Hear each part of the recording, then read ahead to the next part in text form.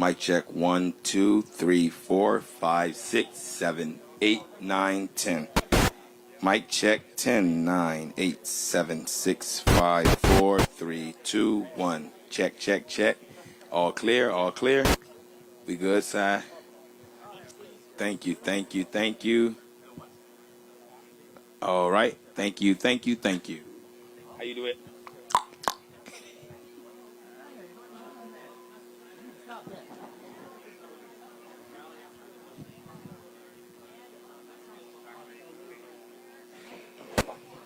Q&A mic check 1, 1, 2, 3, 4, 5, 6, 7, 8, 9, 10. Q&A check. Q&A mic check 1, 2, 3, 4, 5, 6, 7, 8, 9, 10. Okay. Thank you. And then let's just put it in there.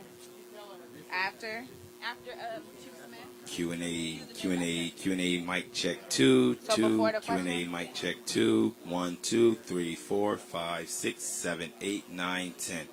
Thank you, thank you. Q&A mic check 2, 10, 9, 8, 7, 6, 5, 4, 3, 2, 1.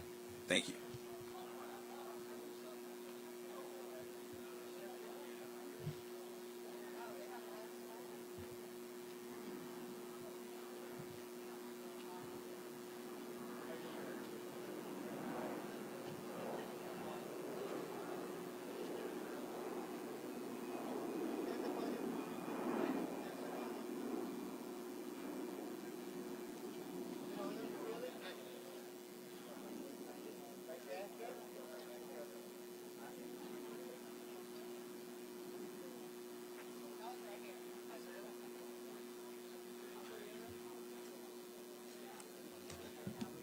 What should I call it? Real quick, real quick. Sensitized. This sun is coming out bad. But if she doesn't, if she looks, she'll be okay. It's like peeking. Yeah. It's like peeking. What should we call the presentation?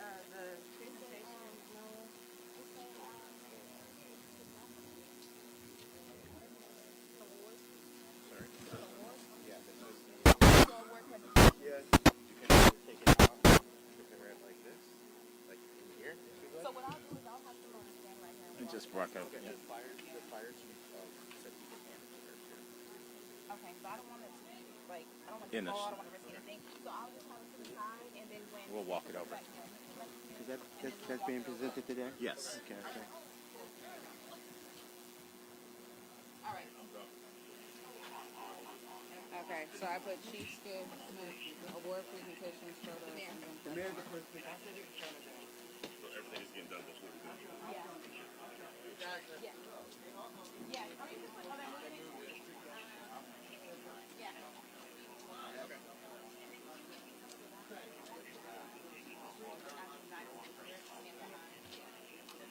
Here, guys.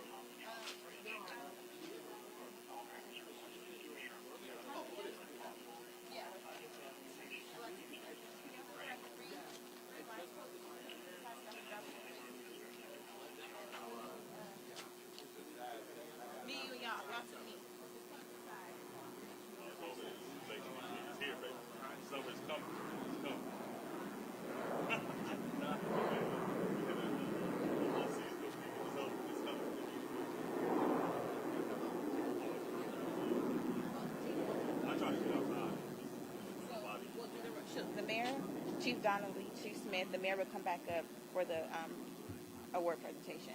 I'm going to write this over because it's kind of good.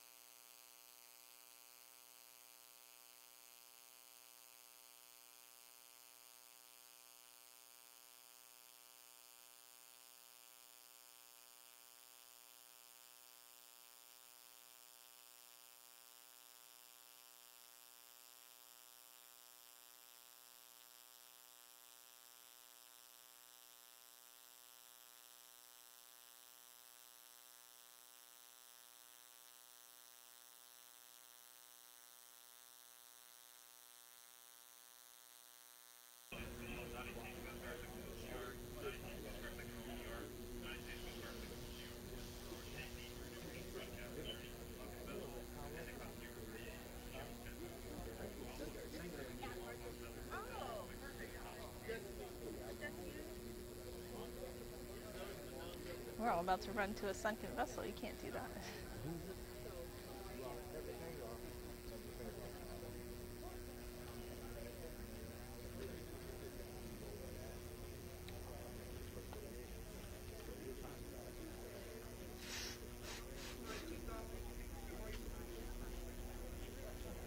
Oh, I guess they're starting soon.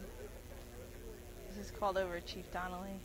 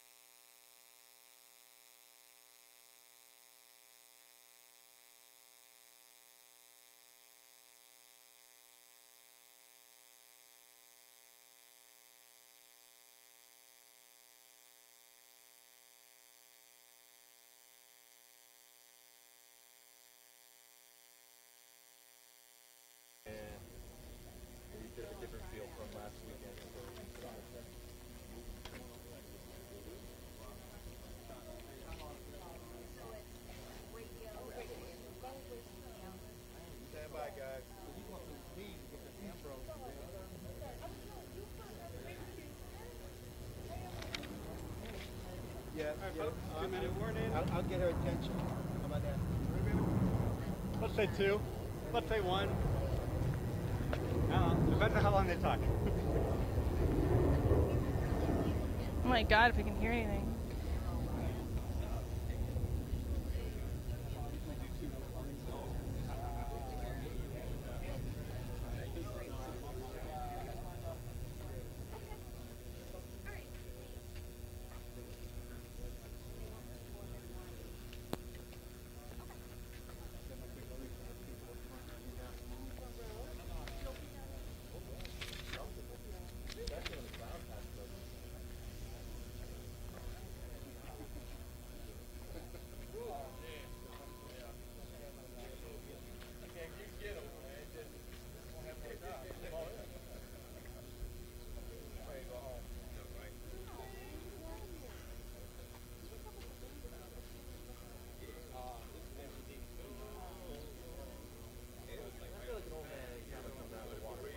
All right, Mayor's coming.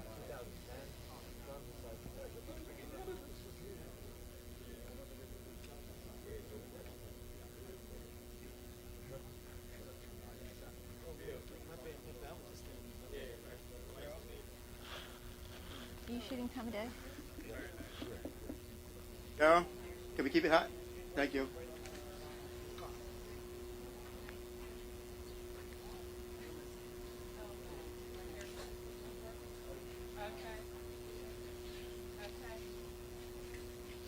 Good morning, Trey. How are you? Good. Roll intro. Stand by. Good morning, everyone. We are here on a great day in Washington, D.C. A number of you have talked to us about the John Glenn, and today we launch it. And well, it may have already been launched, but I'm getting on it today. I'm joined by members of our public safety team, the chief of police, the chief of the fire department and EMS service, and the deputy mayor for public safety. So we are kicking off the day with a visit on the John Glenn, which returned to service last month following a $2.5 million rehab. The John Glenn is one of 4 fireboats that helps patrol the DC waterways. It's been with DC since 1977, and every 5 years we make sure it's in the best shape possible. We also have about $34 million in the budget for its replacement over several years, and the department is currently working with a marine architect to design a new state-of-the-art fireboat that will eventually replace the John Glenn. And as we visit the boat, I also want to recognize our incredible team at Fire and EMS, especially our dive team. They work closely with MPD's Harbor Unit, and we're grateful for their service to the district. This morning, I also want to provide a public safety recap and update from the past weekend. I want to start by thanking the many people, including our teams at Interpride, who selected Washington, D.C. as the site for World Pride, and the Capital Pride Alliance, our local organizing team, as well as my office led by Director Japer Bowles, who supported more than 300 successful World Pride events across all 8 wards. Saturday's World Pride had a huge turnout and was a big success. The 2-day festival downtown was a success. The festival at RFK, it was huge, and there were many, many other events, including the Capitol Cup, the Human Rights Conference, and the District of Pride Showcase that brought people from across D.C. and around the world together here in our city. So I am tremendously proud that the world was able to see D.C. Pride, and the world was also able to see that we stand here in the capital of the United States of America, proud of our perseverance in progress. I also want to address my decisions around DuPont Circle.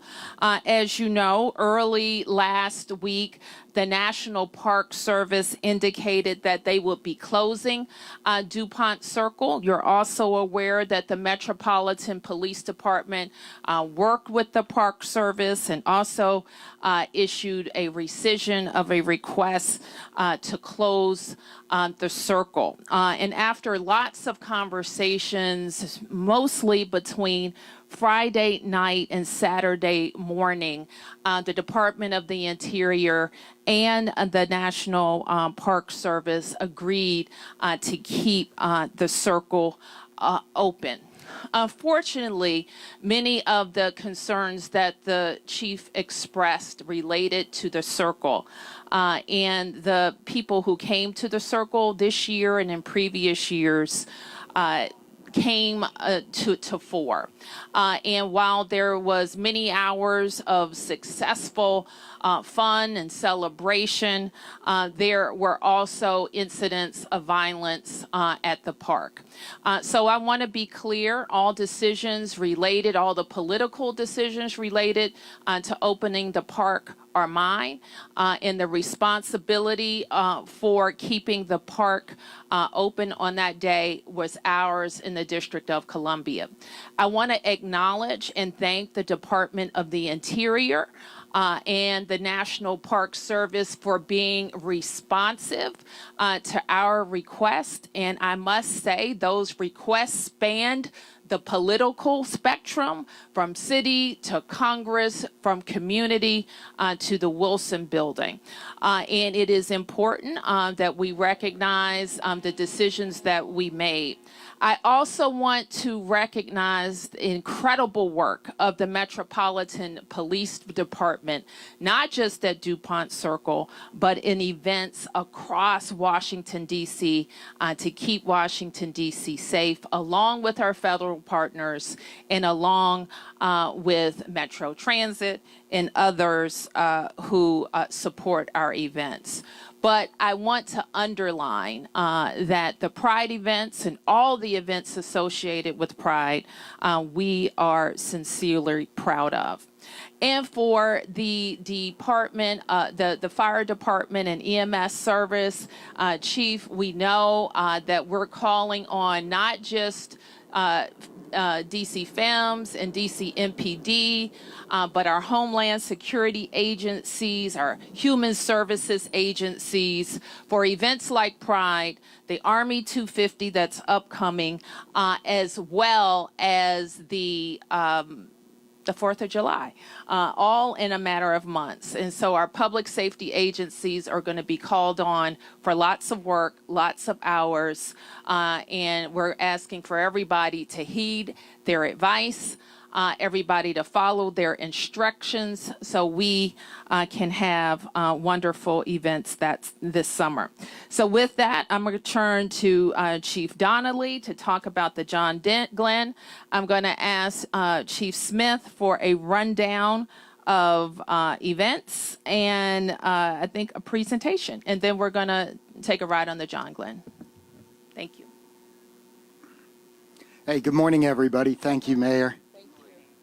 I'm glad to be here today to tell you that the John Glenn went back in service on April 25th and has been serving since then. That's after a $2.5 million investment to make sure it is seaworthy and that everything that can be done to make it the best boat to serve the district has been done. That included steel hull replating, steering upgrades, a keel hull cooler, and better navigation and safety equipment. So we're very fortunate to have it back. It is a big piece of our response plan, and it pumps 8,000 gallons a minute of water and breaks ice. There isn't another boat on the river that can do that, so it's very important to us. This summer, I'd just like to remind everyone, be safe on the water. We'll be out there, MPD away our water, but it can be a very dangerous place. So be safe. Enjoy your summer. Chief Smith. Good morning. I'm Chief Smith, Chief of Police for the Metropolitan Police Department, and I'm just here today to just give you a quick update over our events.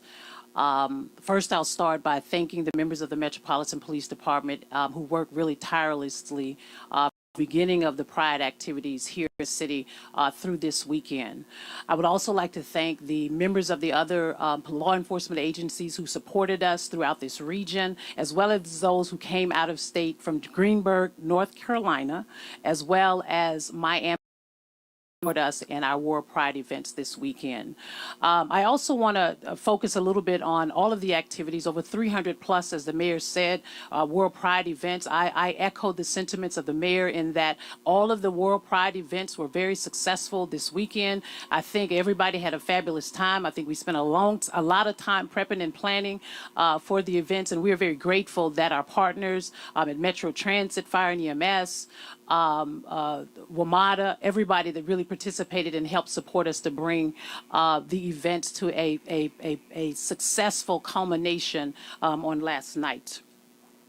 So as we talk about what happened throughout the Pride weekend, we did encounter large groups of juveniles throughout our city. I'm very grateful for the members of our team who know how to be flexible and nimble and move resources around the city to ensure that we did not have as many additional activities as we had.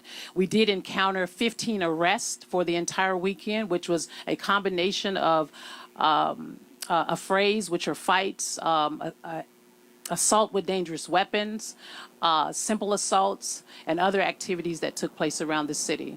Again, we are so very grateful and thankful for everyone who participated.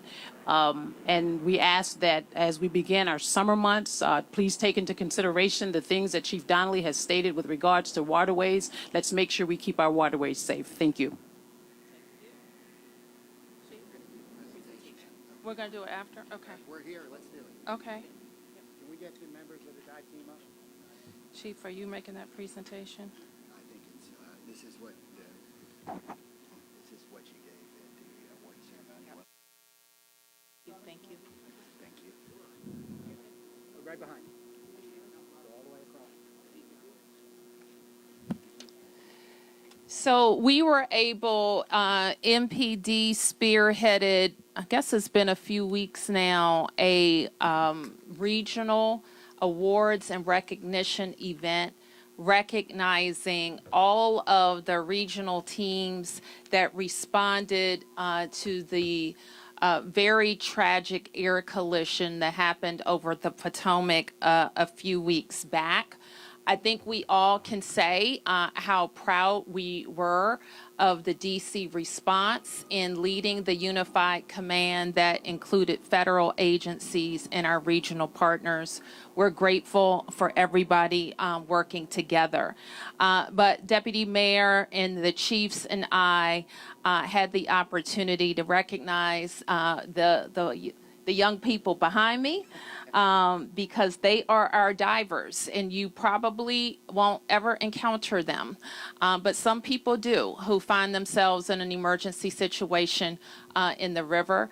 And they were able, hour after hour, night after night, frigid night after frigid night, go into the Potomac to make sure that they could join our fellow residents and flyers with their families. And with the Office of the Chief Medical Examiner, I'm proud to say that we were able to give that measure of comfort to families. So Chief, I want you, or who's the Lieutenant, please come up to accept on the behalf of the entire team our recognition for exemplary service to the District of Columbia for the Fire and Emergency Medical Department and the Underwater Search and Rescue Team. Thank you, Lieutenant. Should we do it?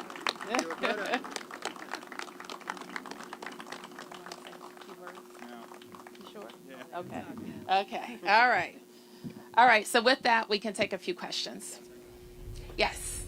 Mayor, are there any regrets at all opening up the park, Pond Circle Park, knowing what happened, and is there any consideration moving forward to close it during Pride events in following years? I think if we were standing here this morning and we hadn't opened up the park, you would be asking me, were there any regrets for not pushing hard to have a DC park open that's important to the LGBT community during Pride? I think it would be a different question. So anytime there is harm to someone, and our responsibility, we regard as our number one responsibility to keep the city safe and keep from harm's way. Certainly, I have some regrets, but I know that I was working very hard to balance what our community was calling for with our preparations, and that was the decision I made. Status of the park in the future? I think what a key learning and a key takeaway that that's not just for us but for the entire community is that we have to listen to the police. We have to listen to law enforcement. And we have to assume that they are making and advancing the best decisions with the information that they have, even with the balance that we had of putting on a global event. And so I think that I can assure you that we're going to do everything we can to have resources available, and even with the most resources, because NPD and others were very prepared there. Bad things can happen, and we have to look at kind of the history and make the best decisions. Yes. Mayor Bowser, you talked about the discussion to take down the fencing, but we're hearing rumblings of concern that even after taking down the fencing, a decision was made by DC government to host an event at DuPont Park, given all the concerns that the chief had previously raised. Why that decision made? That was part of the decision to take down the park, to take down the fence. So to have a programmed event was part of the decision in taking down the fencing. And I understand, though, the question is why that, given, though, the security concerns that were already raised? Well, we would not have been able to take down or have the fencing taken down by MPS without a programmed event. My other question, follow-up, is, given what happened, I understand you're taking responsibility for that. You also said there's a lot of things to be proud of, but everybody was looking at DuPont Circle and what happened leading up to World Pride. Yep. My question is, given all that happened, how does that prove to the Trump administration and to certain lawmakers that D.C. government can control the district and be a leader here in the district? I don't think we're trying to prove anything to anybody. Nobody cares more about the public safety of our citizens than we do. And then for the chief, or if you want to answer, sure. Are you all thinking now about, or is this raising questions about the number of police in the department, the fact that we're down some 800 and that there needs to be more hires sooner than later? Obviously, we want more police, and we're on a pathway to 4,000. That is our goal. The chief also, and Chief, I'll ask you to speak to the number of out-of-state police that were able to come and support the activities, and the kind of mutual assistance that is at her ready for large-scale events. Thank you, Mayor. And I think most of you know, and we've all been in this city long enough to know that whenever we have large-scale events, or whether it's a national special security event, we always lean on, as a city, regardless as to how many police officers we have, we always lean on our local, state, and federal partners, and those of them who would like to come and provide support. This event was no different, and the reason why it was no different was because we knew we were going to be on the world stage. And I want to emphasize one thing. The World Pride events and festival footprint, everything that happened around this city that was associated with World Pride was successful. We had the appropriate number of officers to respond to any incident that would have occurred or could have occurred in those locations. Although we did not have any significant or major events, they were very minimal. Maybe somebody pushing the fence line. We got some officers over there to get the fence back up and ready to go. But outside of that, I think the police agencies that supported us this weekend, from the region as well as out of state, and the members of the Metropolitan Police Department did a fabulous job keeping our city safe. Chief, can I ask you, do you have any concerns? Were you frustrated with the decision made by the mayor's office to pull down the fencing and hold an event there? So let me be very clear. I work and serve at the pleasure of Mayor Bowser. And Any issues that happen regarding public safety in this city outside of that festival footprint, I own that. I'm the chief of police. I make decisions for this city when it comes to on the ground operational decisions as things are happening, and that's what we did. I supported the decision the mayor made. We had a plan. We redevelop that plan to ensure that we can move assets around in the event something happened. And I think the members of the Metropolitan Police Department do a very good job with that. So no, I don't have any regrets. I support the mayor and her decision, and my job is one job, and that's to provide public safety for this city, and I will continue to do that. May I ask what your message would be to the members who are frustrated, who have information about how things were planned? You planned this for what, a year or more, and then a few hours beforehand things change at DuPont. And I think in policing you have to be flexible, right? I mean, anything could change. I mean, let's think about yesterday. They were at the festival. There was a storm coming through, right? And we had to be quick. HSEMA pushed out some information to make sure people would get in safe spaces. In the event. There was lightning and thundering and other things like that. We have to be flexible when it comes to policing, and we understand this work. And if there's nobody that understands this work more, the members of the Metropolitan Police Department who serve this city know how flexible we have to be. And my team did a fabulous job with moving resources around the city, and I'll stand by that. Chief, could I follow Sir. up on that, please? Thank you. I appreciate that. So on Friday, the mayor told reporters that she did not know in advance your plans to reach out to Park Police and Park Service and send a letter requesting that the park be closed. That when she talked to you, that you acknowledged to her that you weren't fully aware of the importance, the significance of DuPont Circle to the LGBTQ community. And that has raised some concerns of residents about your lack of awareness there. And that you acknowledged to her that you made an error in doing that. And I'm wondering if you could just respond to those comments by the mayor last week, given that here we are now, the mayor saying you were right after all, and it seems to have been a pretty stressful weekend for you guys. I don't know if this is a trick question or not, but I think the mayor answered the question the way she answered it on Thursday. I think it was when you all conducted the interview. What I will say is this: there's a lot of planning. There have been a lot of events that take place throughout the year, right? And again, I can't say to you how important it is for us to make sure that when there are big events, that we make sure that we plan accurately for them. Let me go back just a little bit to what you said regarding my response to the LGBT community. I did speak to the mayor, and I did say to the mayor, it was an error on my part to understand the sentimental value of what this city feels about the fountain. But what I will say also is that no one has stood boots on the ground in that space, Mark, every single Pride weekend that we've had in this city, especially over the last few years, than the members of the Metropolitan Police Department and myself over the last 2 years, trying to get order in that space. It is chaotic.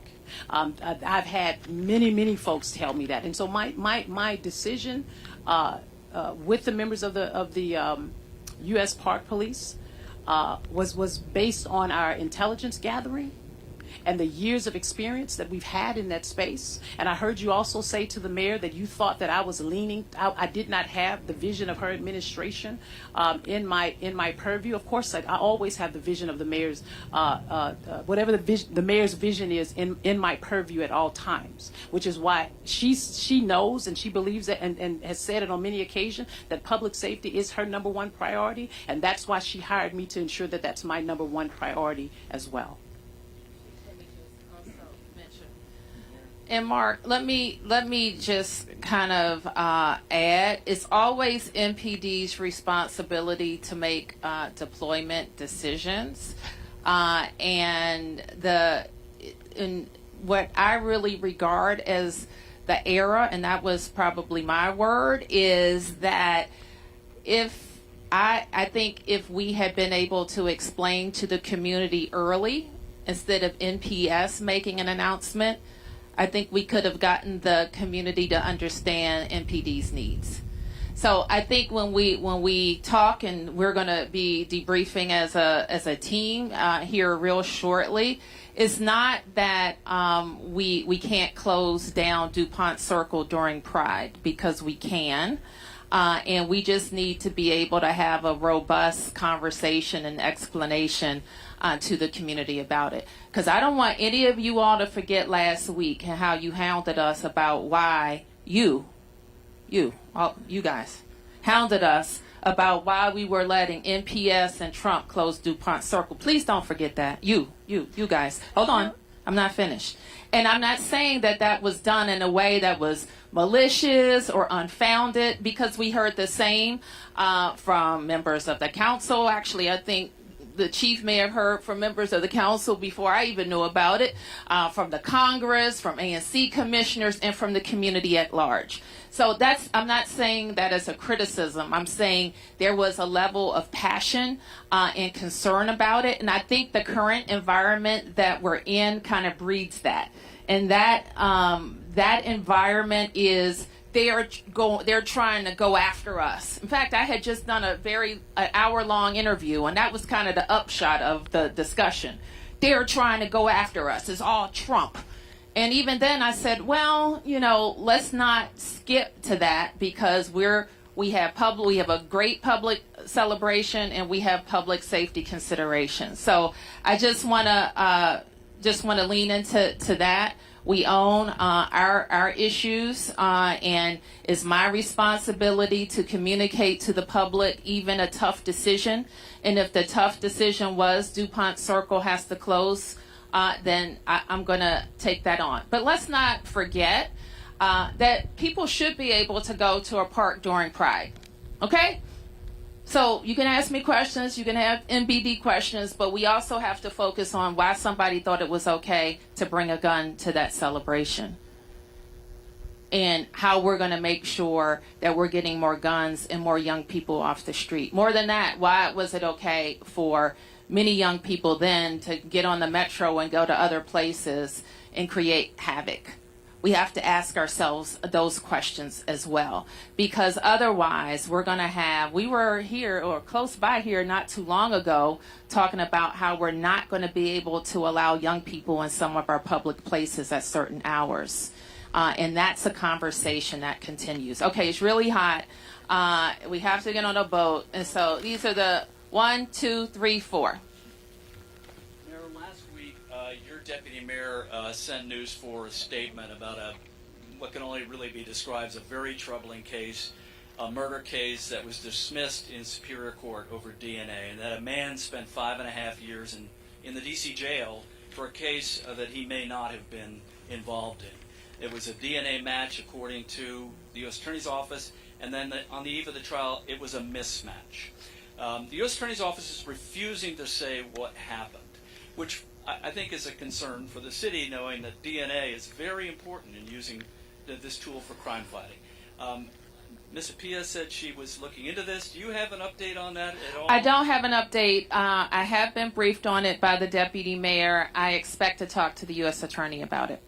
And then if I can follow up, is the U.S. attorney... And I want to be clear. The U.S. attorney this does not implicate the DC crime lab. This is their lab that you're talking about. Okay. My follow-up question is the U.S. Attorney's Office using the DC crime lab for DNA testing at this point, or is the city paying millions of dollars for DNA testing that's not being used?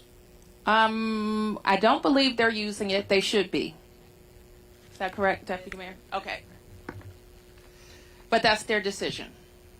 Yes. I do want to point out some of the complaints from the ANC at DuPont Circle had to do with not being a part of any of the conversation with regard to fencing at the circle, at the park. And then on top of that, they said afterward that when they tried to communicate with either the police department or your office about holding some kind of dance party there, that they were told to reach out to National Park Service. So even when they tried to communicate, that communication wasn't there. I'm not familiar with that communication, so I won't respond to it. But also I haven't.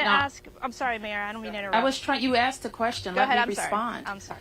I'm not familiar with the communication you're talking about, but I think we acknowledge that if we have such a significant activity like fencing, that we will communicate better. But then also the police chief was talking about concerns of intelligence, and that included some kind of dance party being held. So why would the decision, it's in the documents, why would the decision then be to have an event involving a DJ there when there was already security concerns? Separately, I do want to ask you, Mayor, about... By the way, I answered that question in your first round. And I just want to point out, it still doesn't make sense. I do want to ask a follow-up question about ethics violations, the claims made against you about your trips to Qatar, Las Vegas, Georgia, and Dubai.